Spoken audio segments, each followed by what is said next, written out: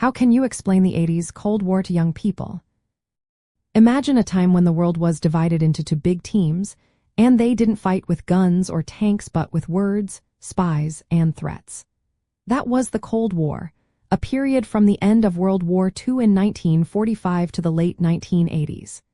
It was called cold because there were no direct battles between the United States and the Soviet Union, the two superpowers. Instead, they competed through proxy wars in other countries, spying on each other, spreading propaganda, and building huge arsenals of nuclear weapons.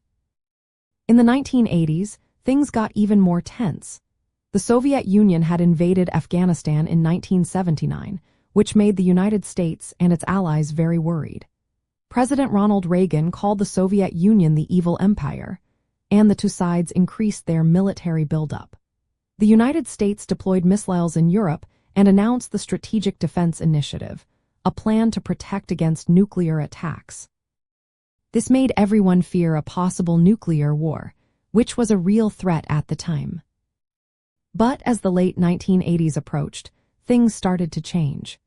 Mikhail Gorbachev became the leader of the Soviet Union and introduced reforms called glasnost, meaning openness, and perestroika, meaning restructuring. These reforms aimed to make the Soviet economy and society more open and flexible. Because of this new approach, the two superpowers began talking more and signing treaties to reduce nuclear weapons.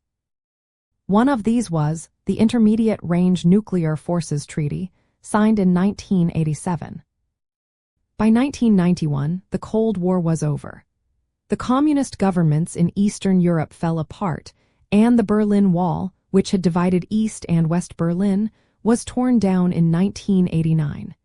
This event symbolized the end of the division and the start of a new era in world politics. Sharing this history with new generations helps them understand how the world has changed and why peace and diplomacy are so important. The Cold War left behind many iconic images, like the Berlin Wall and nuclear missile silos, which are now part of history collections and nostalgic memorabilia. It was a time of fear but also of hope that countries could find ways to work together instead of fighting. Remembering these moments helps us see how far we've come and why peace is worth working for.